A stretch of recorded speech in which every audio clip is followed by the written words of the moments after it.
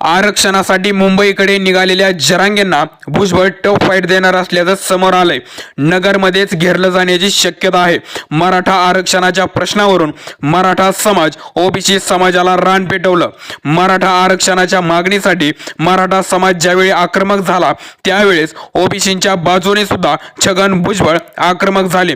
भुजबळ आणि जरांगे यांच्यामध्ये काय घडलं, कुठं घडलं, कसं घडलं, कुणाच्या सभा फुल फ्लॉप ठरल्या आणि कुणाच्या याला गर्दीच गर्दी होती हे सगळ्यांनीच बघितलंय. पण असं असलं तरी सुद्धा छगन भुजबळ अजून काय मैदानातून पूर्णतः बाहेर गेलेले नाहीत. ते बाउंड्री लाईनवरतीच उभे आहेत. आता अहमदनगरमध्ये जरांगे पोहोचणार आहेत आणि त्याच पार्श्वभूमीवरती आता भुजबळ सुद्धा अहमदनगरमध्ये एक मोठा डाव टाकण्याच्या तयारीत आहेत. मंत्री छगन भुजबळ यांची जंगी सभा व्हावी यासाठी नगरमधून 40 जणांच्या शिष्टमंडळानं नाशिक येथे मंत्री भुजबळ यांची भेट घेतली.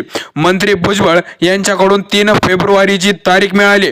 मंत्री भुजबळ यांची तारीख मिळताच ओबीसी आणि भटक्या विमुक्त समाजातील नेत्यांनी समन्वय समिती गठीत केली.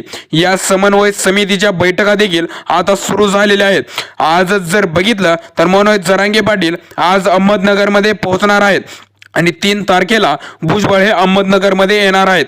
अहमदनगरमध्ये सुद्धा मोठ्या प्रमाणावरती मराठा आणि ओबीसी हे दोन्ही वोट बँक आहेत. आता पाहणं हे गरजेचं आहे की नगरमध्ये जरांगेंना भुजबळ टफ फाईट देऊ शकतील का?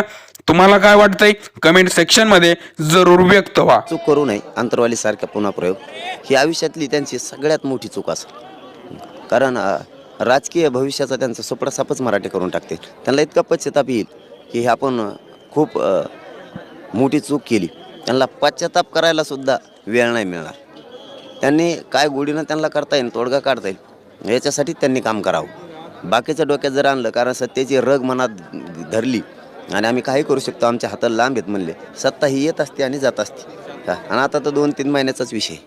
त्याच्यामुळं किती सामंजस्यानं या येणाऱ्या जनतेचं याला दैवत म्हणून यांचा प्रश्न कसा मार्गी काढता येईल याच्यासाठी प्रयत्न करावा. त्यांनी बाकीच्यात हात घालायचा प्रयत्नच करू नये. वाटत असेल काय होत नसतं, पण आता पूर्वीचा मराठा नाही राहिला हे पुन्हा एकदा काल सिद्ध झालेलं आहे. पूर्वीचा मराठा नाही राहिला.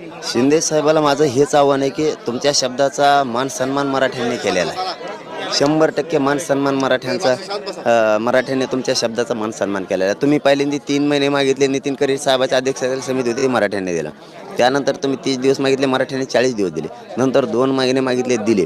आता 23 डिसेंबर ते 20 जानेवारी आतापर्यंत 1 महिना बघा, साधं नाही आहे. हे 7 महिन्याचा वेळ दिला. माझी आता एकच विनंती त्यांना मुंबईला जाईपर्यंत, त्याच्यानंतर नाही करणार मी, की शिंदे साहेबांनं याच्यात मनापासून लक्ष घालून, फडणवीस साहेबांना सुद्धा मनातून लक्ष घाला, अजितदादांना सुद्धा सांगतो मनातून लक्ष घाला. बाकीचे शब्द प्रयोग करून वातावरण तुमच्याविषयी रोष पूर्ण होणार आहे. त्यापेक्षा हे या